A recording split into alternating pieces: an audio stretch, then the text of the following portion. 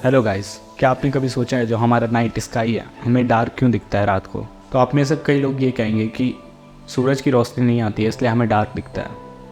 तो पहले हम समझते हैं स्काई क्यों डार्क दिखता है हमें। क्योंकि दिन के टाइम जब सूरज की रोशनी आती है हमारे एटमॉस्फेयर में एंटर करती है तो एयर के मॉलिक्यूल से टकरा के वो लाइट ब्लू लाइट की तरफ शिफ्ट हो जाती है, तो हमें पूरा स्काई दिन में ब्लू दिखता है। लेकिन एट द नाइट वो लाइट जब नहीं रहता है तो हमें एक्चुअली अपना स्पेस दिखता है जो कि डार्क है।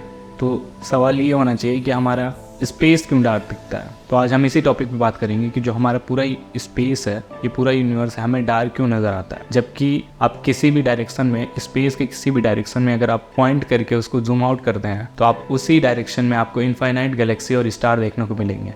लेकिन इतने स्टार होने के बावजूद, इतने गैलेक्सी होने के बावजूद हमारे स्पेस को एकदम ग्लो करना चाहिए, लेकिन वो ग्लो नहीं करता है बल्कि वो डार्क दिखता है।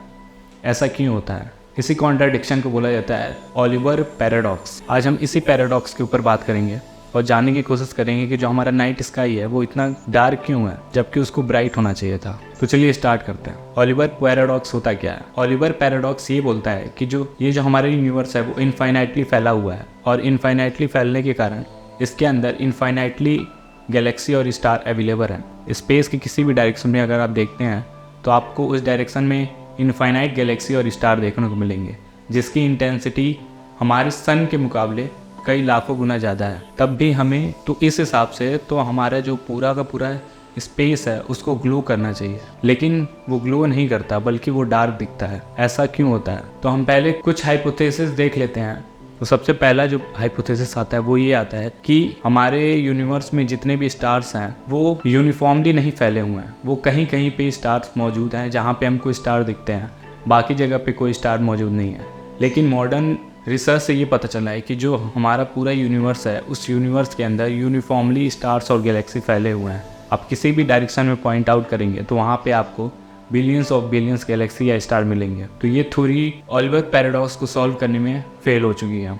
जो दूसरा हाइपोथेसिस आता है वो ये बोलता है कि लिमिटेड स्टार मौजूद है हमारे स्पेस में, और वो इतने नहीं हैं कि वो पूरे यूनिवर्स को ग्लो कर पाए। लेकिन मॉडर्न रिसर्च से ये पता चला है कि जितने भी स्टार हम देखे हैं उतना बहुत है हमारे स्पेस को ग्लो करने के लिए। तो ये वाली थ्योरी भी फेल हो जाती है ओलिवर पैराडॉक्स को सॉल्व करने के लिए। तीसरा थ्योरी ये आता है कि जितने भी स्टार्स इस यूनिवर्स में अवेलेबल हैं वो हमसे काफ़ी दूर हैं, तो उनकी लाइट हम तक नहीं पहुंच पाती है, इसलिए वो डिम हो जाती हैं और हमको दिखाई नहीं देती हैं। ये थ्योरी भी अनसक्सेसफुल हो जाती है। उसका रीज़न ये है कि ये थ्योरी ये बोलती है जो पास वाले स्टार्स हैं अर्थ के वो ज़्यादा ब्राइटर हैं इन कंपैरिजन जो दूर वाले स्टार होते हैं उनके मुकाबले, तो उनकी इंटेंसिटी हम तक नहीं पहुंच पाती है। लेकिन ये थ्योरी गलत इसलिए है क्योंकि अगर हम अर्थ के किनारे इमेजिनरी स्फेरिकल बॉल ड्रॉ करें अलग अलग लेयर की, तो जो सबसे करीबी लेयर होगा उसमें जो स्टार्स होंगे वो हमको ब्राइटर दिखेंगे इन कंपैरिजन जो दूर वाले लेयर हैं। लेकिन नंबर ऑफ स्टार्स की संख्या दूर वाले लेयर में ज़्यादा हो जाएगी और वो इक्वल होता है रेडियस के स्क्वायर के प्रोपोर्शनल। तो जितना दूर हम जाएंगे, जितना दूर हम अर्थ से दूर जाएंगे, उतना ज़्यादा हमें नंबर ऑफ स्टार्स दिखेंगे उस लेयर के अंदर, और वो आर स्क्वायर के प्रोपोर्शनल होता है।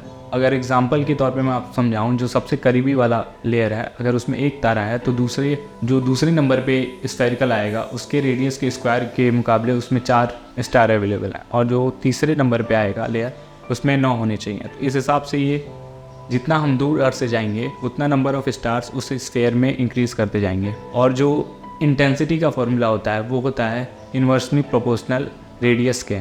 तो अगर हम ल्यूमिनोसिटी निकालेंगे हर अलग अलग लेयर की तो वो इक्वली आएगा, मतलब कि जो करीब वाला जो स्फेरिकल जितना ब्राइटर हमें नज़र आएगा उतना सबसे दूर वाला भी नज़र आएगा। तो ये थ्योरी भी यहीं पे फेल हो जाती है ओलिवर पैराडॉक्स को सॉल्व करने के लिए। चौथे नंबर पे जो थ्योरी आती है वो ये कहती है कि जो स्टार्स दूर हैं उनकी लाइट हम तक आती है, लेकिन बीच में डस्ट पार्टिकल या गैस पार्टिकल के होने की वजह से वो सारी एनर्जी एब्जॉर्ब कर लेती है तो हम तक नहीं पहुंच पाती है। लेकिन ये थ्योरी भी गलत है इसलिए क्योंकि अगर हम किसी भी मटेरियल को लॉन्ग टाइम तक हीट करेंगे, एनर्जी देते रहेंगे, तो एक समय बाद वो भी ग्लो करने लगता है। तो अगर इस हिसाब से देखें तो जो डस्ट पार्टिकल पे कई टाइम से लाइट आ रही है तो उसको भी ग्लो करना चाहिए जिससे कि हमें वो विजिबल हो सके, लेकिन ऐसा नहीं होता है, वो ग्लो नहीं करता है।